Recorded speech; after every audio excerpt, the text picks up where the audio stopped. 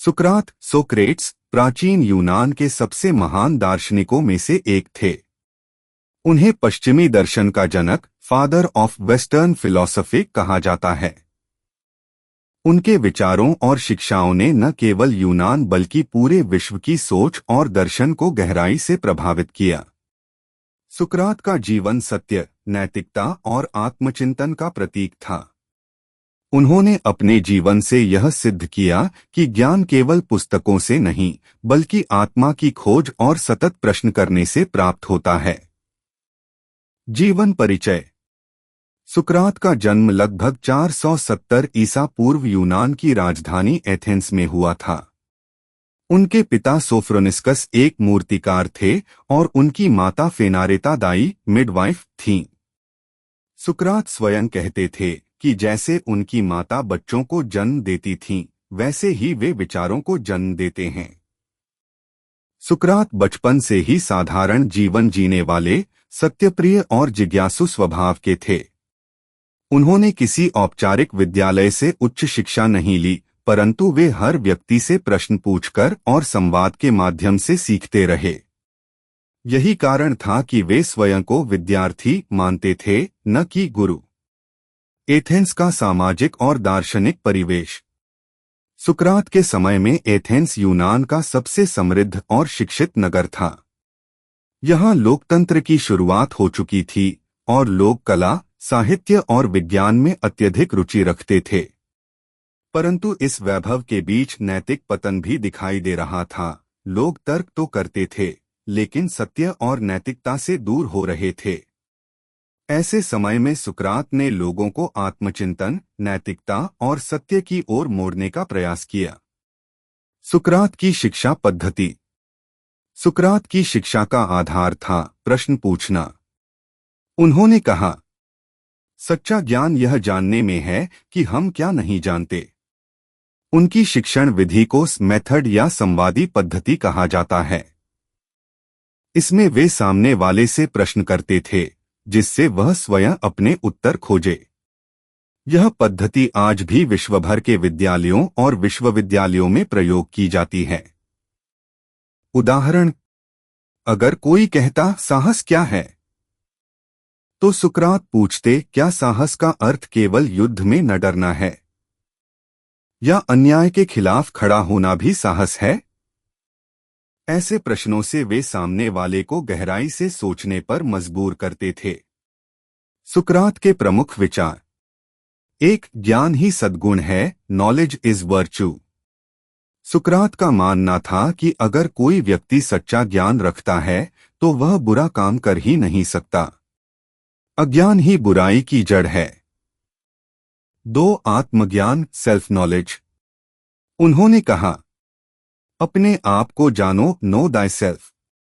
उनके अनुसार अपने भीतर झांकना, अपने विचारों को परखना और अपनी आत्मा को समझना ही जीवन का सच्चा उद्देश्य है। 3. आत्मा की अमरता, इमोर्टैलिटी ऑफ सोल। सुकरात का विश्वास था कि आत्मा अमर है और मृत्यु केवल शरीर का अंत है, आत्मा का नहीं। उन्होंने कहा, मृत्यु से डरना बुद्धिमानी नहीं है, क्योंकि कोई नहीं जानता कि मृत्यु क्या है। 4. नैतिक जीवन, मोरल लाइफ। सुकरात का जीवन पूरी तरह से नैतिक मूल्यों पर आधारित था। उन्होंने कहा कि अच्छा जीवन वही है जिसमें सत्य, न्याय और सदाचार का पालन हो। सुकरात और एथेंस के युवक। सुकरात का सबसे बड़ा प्रभाव एथेंस के युवाओं पर पड़ा। वे उनके साथ खुले में बैठकर जीवन, ईश्वर, न्याय और सत्य पर चर्चा करते थे। उनमें सबसे प्रसिद्ध शिष्य थे प्लेटो, जेनोफोन, एंटिस्थेनीस। इन विद्यार्थियों ने आगे चलकर सुकरात के विचारों को आगे बढ़ाया। विशेष रूप से प्लेटो ने अपने ग्रंथों में सुकरात की शिक्षाओं को अमर कर दिया। सुकरात के विरोधी और मुकदमा। जैसे जैसे सुकरात की लोकप्रियता बढ़ी, वैसे वैसे उनके विरोधी भी बढ़े। कई प्रभावशाली लोग उनसे चिढ़ते थे क्योंकि वे उनके दिखावे और झूठे ज्ञान को चुनौती देते थे। ईसा पूर्व 399 में एथेंस की अदालत में सुकरात पर 2 आरोप लगाए गए। 1, वे युवाओं को भटका रहे हैं। 2, वे नगर के देवताओं का अपमान कर रहे हैं। सुकरात ने अदालत में अत्यंत सच्चाई और निडरता से अपनी बात रखी। उन्होंने कहा कि उन्होंने कभी किसी को भटकाया नहीं, बल्कि उन्हें सोचने की शक्ति दी।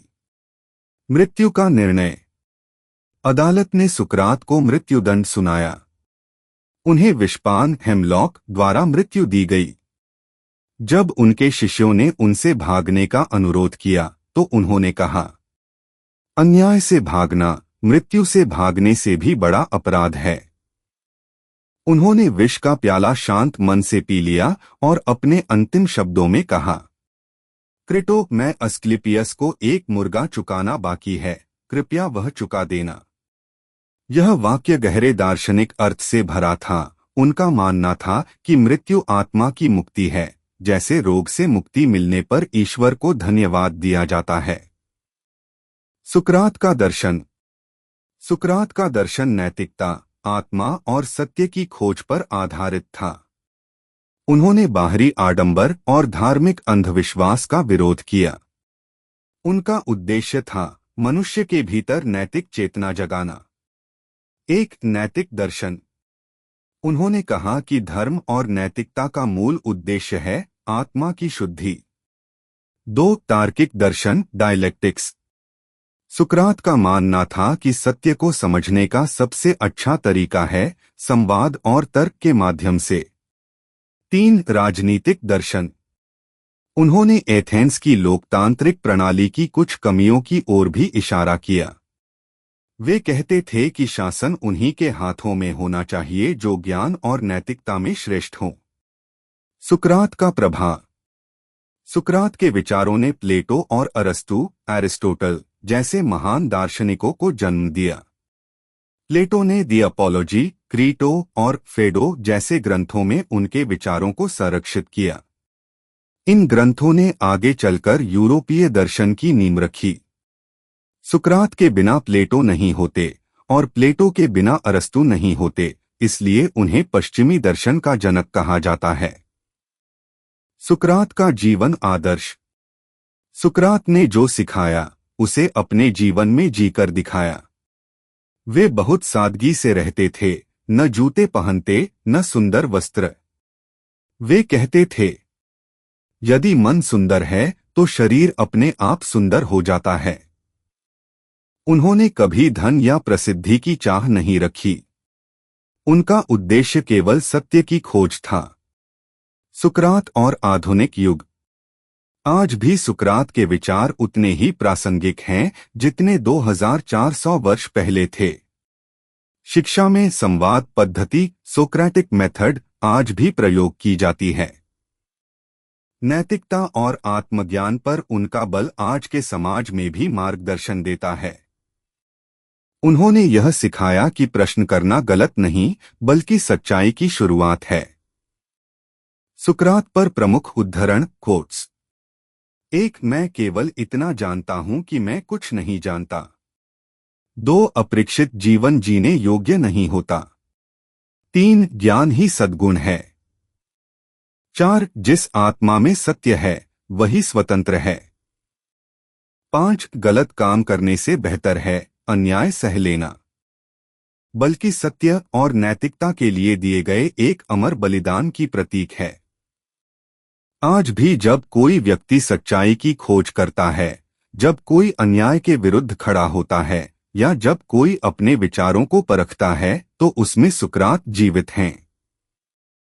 सुकरात केवल एक दार्शनिक नहीं थे, वे एक विचारधारा थे जो मानवता को हमेशा यह याद दिलाती रहेगी कि सत्य, ज्ञान और आत्मा की खोज ही जीवन का सर्वोच्च उद्देश्य है। वीडियो अच्छा लगा हो तो लाइक करें, शेयर करें और चैनल को सब्सक्राइब जरूर करें। आपका हर क्लिक हमें भारत के गौरवशाली इतिहास और मंदिरों की कहानी पहुंचाने की शक्ति देता है। हर हर महादेव।